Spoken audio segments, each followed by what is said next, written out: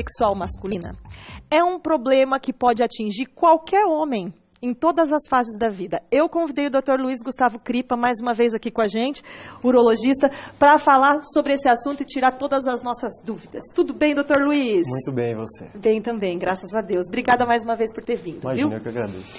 Impotência sexual e disfunção erétil é a mesma coisa? Sim, é a mesma coisa. São termos sinônimos, né? Que é a definição da incapacidade do homem ter ereção e conseguir manter essa ereção por um tempo suficiente para que ele consiga obter uma relação sexual satisfatória. Desde que isso seja recorrente e permanente, né? É a definição da disfunção erétil. Quais as causas da disfunção erétil? As causas são muito interessantes. As doenças, existem algumas doenças, são doenças silenciosas, muito conhecidas pelos cardiologistas, endocrinologistas, que são as doenças diabetes, pressão alta, o aumento do colesterol, o sedentarismo, a obesidade, que são algumas doenças que, em conjunto, formam um conceito que a gente chama de síndrome metabólica, que é o quê? É uma doença muito tratada pelos endocrinologistas. É uma doença em que a pessoa, a gente fica com um ambiente tendendo a formar placas de gorduras nas artérias do corpo. E aí é muito importante, eu costumo lidar a disfunção erétil, a impotência sexual, não como uma doença, mas sim como uma consequência de outras doenças que estão levando a ela. Então, por exemplo, da mesma forma que o pênis tem os vasos sanguíneos que irrigam o pênis, o coração tem os vasos sanguíneos e o cérebro tem os vasos sanguíneos. E essa gordura vai para lá também. Se essa placa de gordura para numa artéria do coração, obstrui o fluxo do coração, a gente tem um infarto. Se obstrui o fluxo da cabeça, a gente tem um derrame. E se obstrui o fluxo do sangue peniano, a gente tem a impotência sexual. Já que o mecanismo de ereção ele é totalmente relacionado ao fluxo sanguíneo que vai ao pênis, enrijece o pênis, depois esse sangue fica parado por um tempo lá, depois esse sangue retorna. Então, e as artérias do pênis, elas são muito fininhas. Então, muitas vezes, a disfunção erétil ela costuma ser a primeira manifestação de que uma outra doença mais grave possa estar vindo por detrás dela. Entendi. Tabagismo é um fator de risco? Sim, um fator de risco importantíssimo. Quem fuma tem 2 a 3 vezes mais risco de desenvolver a disfunção erétil, por conta, as principais lesões que o tabaco faz, ele também causa lesões, microlesões nos vasos. E os vasos perdem a elasticidade, a capacidade de receber sangue, de mandar o sangue embora. Isso faz com que ele perca o mecanismo de ereção peniana. Quais outros fatores de risco, doutor? Muito importante a gente lembrar, principalmente em pacientes jovens, a gente tem que frisar as causas psicogênicas. Então, além das doenças psiquiátricas, sabidamente, transtornos depressivos, transtorno de ansiedade, transtorno de estresse pós-traumático, algumas relações, às vezes o homem teve, as primeiras relações não foram muito bem sucedidas, isso gerou um trauma na cabeça dele. O homem jovem, principalmente, ele tem muita ansiedade em torno da relação, né? Às vezes ele fica com medo, culpa, a parceira cobra dele, ele mesmo se cobra um desempenho sexual maior. Isso pode gerar qualquer transtorno que leve à disfunção erétil, já que o mecanismo de disfunção erétil, o mecanismo de ereção, ele não é só relacionado à liberação de neurotransmissores e substâncias locais, mas tem muita relação com o sistema nervoso central e a comunicação direta com as vias nervosas e vasculares do pênis, né? Então, ansiedade, estresse do dia a dia, problemas, podem levar? Problemas conjugais, inclusive, sempre tudo isso a gente tem que pesquisar bastante na consulta para tentar identificar, porque a taxa global de disfunção erétil é 50% dos homens aos 50 anos têm disfunção erétil, é um número alto. E o homem às vezes não procura atendimento por medo, por ficar com receio, vergonha. Então isso tem que ser identificado bem detalhadamente para que a gente identifique qual é a causa exata disso. Agora, se o homem tem a dificuldade assim, algumas vezes, raras às vezes, esporadicamente, isso é um indício que ele vai ter? Isso é muito importante. O pessoal pergunta bastante no consultório isso. O fato do homem falhar algumas vezes é absolutamente aceitável e normal. Como eu disse, a disfunção erétil é a incapacidade recorrente e permanente. Então, assim, um dia cansativo, um dia mais estressante, dormiu mal, é absolutamente normal que ele tenha falhas na ereção. E isso tem que ser perguntado também na consulta, porque ele acha que porque ele falhou 1, 2, 3 vezes, ele tem disfunção erétil. E não é assim que funciona, entendeu? Tem que ser identificada uma causa frequente de disfunção erétil para que a gente possa estabelecer o diagnóstico. Tem dúvidas sobre disfunção erétil? Manda no nosso WhatsApp, 991765602. O doutor Luiz está aqui e vai responder tudo pra gente, tá? Doutor, e as pílulas azuisinhas? O que você me fala dela? Tem muita gente tomando sem ter a disfunção erétil, Exatamente. Né? O pessoal muito pergunta assim, eu posso tomar um azulzinho para... Por que azulzinho, né? Só para explicar. A primeira droga que foi fabricada na década de 90 para o tratamento da disfunção erétil, ela é azul. Então, o pessoal trata o azulzinho como um termo genérico para lidar com o remédio. E muitas pessoas usam o remédio como forma de, eu quero aumentar o meu desempenho. Às vezes, normalmente, são pessoas jovens que não têm problema e caíram naquela coisa de falhar uma ou duas vezes, começa a se cobrar e tomar o remédio para melhorar o desempenho. Isso não tem indicação.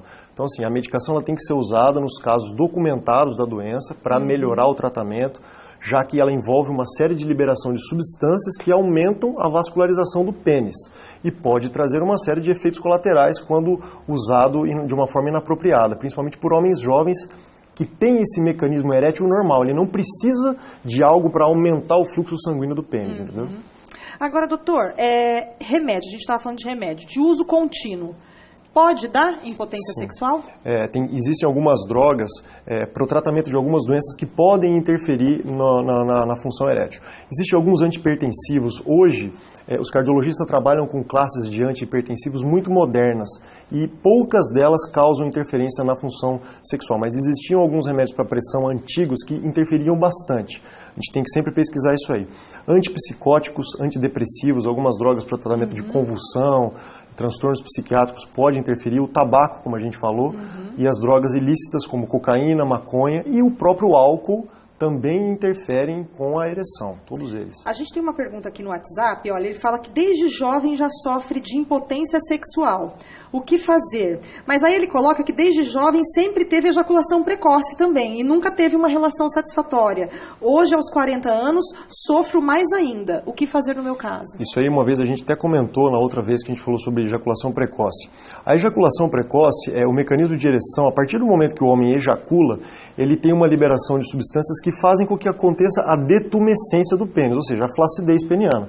Então, se o homem tem ejaculação precoce, muitas vezes ele ejacula antes do tempo, o que faz com que ele tenha uma relação desagradável tanto para ele quanto para a parceira, e isso naturalmente vai fazer o pênis dele entrar em estado de flacidez. Por quê? Porque ele ejaculou e é normal. Então, muitas vezes, se ele tem desde jovem, é aí que a gente tem que investigar. Não é uma daquelas doenças que eu falei, provavelmente que está causando isso. Tem que investigar alguma causa psicogênica para isso, e eu acho que nesse caso existe uma participação da ejaculação precoce. Entendi. Já que se ele ejacula rápido, ele perde a ereção mais rapidamente. Mas a ejaculação precoce pode levar a uma impotência sexual? Não pode levar, mas a partir do momento que ele ejacula, ele tem um estado de latência, em que ele vai demorar alguns minutos, a depender, uma coisa muito pessoal, para ter uma nova ereção. Então, assim, normalmente ele tem ereções normais, mas a ejaculação precoce, a partir do momento que ele ejacula, ele perde a ereção e precisa esperar um novo ciclo para conseguir. Entendeu? A Márcia Ferreira, doutor, está perguntando se diabetes causa impotência. Muito importante. Como eu falei no começo, hipertensão, diabetes, colesterol e sedentarismo, a obesidade são os principais causadores. Tanto o diabetes quanto a pressão alta e o cigarro, eles causam essas lesões nos vasos sanguíneos e favorece com que plaquinhas de gordura grudem lá. E isso vai fazer com que o fluxo sanguíneo diminua. Então o diabetes é um dos terríveis causadores de disfunção erétil. Em torno de 40% a 70% dos diabéticos de longa data podem desenvolver disfunção erétil. Olha, é um dado importante, né? Bastante. Tem mais uma pergunta aqui, doutor, é do Alessandro. Ele pergunta o seguinte, eu tenho veias nos testículos e pode causar impotência sexual? Acho que é essa a pergunta, né, Alessandro? Veias nos testículos. Não. Até tem que diferenciar bem se são veias. Provavelmente, se ele está vendo essas veias, eu acho que são veias da bolsa, da pele da bolsa testicular, que podem ser microvarizes da pele da bolsa testicular, que existem em muitos homens. Veias no testículo pode ser varicocele, que é uma causa de infertilidade. Até a gente comentou uma vez quando a gente conversou sobre câncer de testículo. Mas nenhuma dessas duas, nem a varizes de bolsa testicular, nem a varicocele ou varizes no testículo, podem causar disfunção erétil propriamente dita. Porque não é o testículo que está relacionado diretamente à ereção, mas sim a testosterona que ele produz e outros hormônios e neurotransmissores, né? Doutor, álcool pode levar à impotência? Sim, o álcool ele tem duas fases, né? Ele tem a fase inicial em que ele é excitatório e ele pode até aumentar o estímulo e o apetite sexual, mas em doses mais elevadas ele bloqueia o sistema nervoso central, é depressor do sistema nervoso central. Então, o homem pode não conseguir ter ereção com o abuso do álcool. Eu recebi uma pergunta aqui até engraçada, doutor, no WhatsApp, mas o telespectador não se identificou. Andar de bicicleta causa impotência sexual? Não existe relação nenhuma entre a prática de esporte. Aliás, a atividade física tem que ser sempre encorajada nos casos dos homens maiores que 50 anos, com alguma daquelas doenças em que a gente identificou, né? Para que ele tenha uma perda de peso, aumento da massa magra, aumento da produção de testosterona e assim ele consiga manter níveis de ereção normais até o fim da vida. Agora, como prevenir, doutor, uma impotência sexual? O básico é prevenir essas doenças, que são as causadoras, no caso dos homens maiores que 50 anos, identificar essas causas e já, então, proceder o tratamento do diabetes tem que ser tratado, a pressão alta tem que ser tratado, atividade física, combater o sedentarismo e a obesidade. E no caso das doenças psicogênicas, tem que ser acompanhado, as doenças psicogênicas, tratado corretamente pelo psiquiatra, terapia sexual, terapia de casal, tem resultados muito bons, muito satisfatórios nesses grupos de pacientes. Agora, uma vez que o homem já está com impotência, quais são os tratamentos disponíveis hoje? Nós temos os tratamentos básicos, nós temos 3 pilares de tratamento. A primeira linha de tratamento é essa, que é a mudança de estilo de vida, combater o sedentarismo, enfim. E as drogas de uso oral, como foi o primeiro na década de 90 lançado, nós temos uma série de medicações hoje que tem uma ação básica para aumentar o fluxo sanguíneo no pênis. Quando bem indicadas, têm efeitos bons, têm resultados bons, e são várias drogas que devem ser usadas muito individualmente. Cada uma delas tem um tempo de ação diferente, tem um tempo de início de ação, algumas não podem ser ingeridas com comida gordurosa, então tem que ser avaliado o paciente para tratar exatamente cada uma delas. No caso da falha da medicação via oral, nós vamos para a segunda etapa do tratamento. Parece ser um pouquinho mais agressivo, mas a gente tem bastante paciente que convive com isso. São injeções no pênis mesmo. Uma droga que vasodilata, ela aumenta a vascularização do pênis, promovendo a ereção. Então, alguns casos de pacientes que falharam com esse tratamento inicial, o próprio paciente, a gente ensina ele no consultório a aplicar a medicação e ele, antes das relações, ele aplica em casa. Que bacana, até para não ter o constrangimento de ter que ir em algum lugar sempre para fazer a aplicação, ele faz né? em casa. Agora, doutor, e quando que é indicada a prótese peniana, que você trouxe uma aqui para mostrar para a gente? Exatamente. Bom, vamos falar sobre a prótese. Tenho aqui 2 próteses, a gente tem as imagens também da prótese. O importante é ressaltar uma coisa, a prótese peniana ela não é para fins estéticos como é a prótese mamária colocada pelo cirurgião plástico. Como o nosso querido amigo Juliano Marcos falou aqui no programa, Exatamente. né? Que tem um pequenininho que quer deixar grandão, isso daí não funciona. Não. A prótese mamária, em alguns casos, ela é usada para corrigir algumas doenças, alguns distúrbios, mas em grande parte das vezes ela é de fins estéticos. A prótese peniana não. Ali tem o esquema da prótese, como ela é feita, a gente introduz dentro do corpo cavernoso do pênis, que são os dois corpos que nós temos no pênis, ela é uma haste metálica revestida por silicone. Essa prótese, que é essa da foto e a que eu trouxe, é a semirrígida. É uma prótese que ela mantém o pênis em estado permanente de semi-ereção e ela é ajustável, como mostra ali a imagem, né? Posso ver, doutor? Claro, por favor. São iguais essas duas? São iguais, as duas vão juntas. No mesmo pênis. Tá. Então, volta aqui, vamos mostrar aqui, rapidinho. Só para eu mostrar aqui, gente, Isso, ela tem uma haste metálica, ferrinho, isso, revestida por silicone.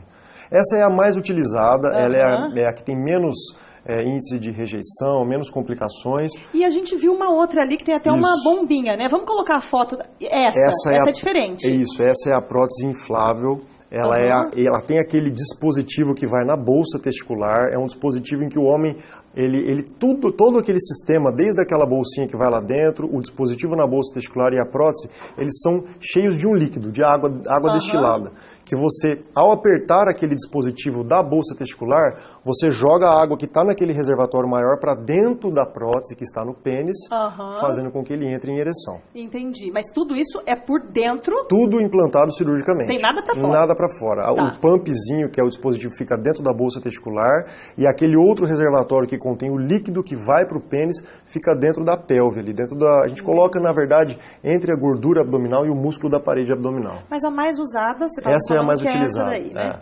Então, o importante é assim, ela é a etapa final do tratamento da disfunção erétil. Tá. Pacientes que falharam no tratamento medicamentoso, falharam no tratamento injetável, ou pacientes com trauma raquimedular, aqueles pacientes que têm lesão, são tetraplégicos ou paraplégicos, que têm um bloqueio total da ereção.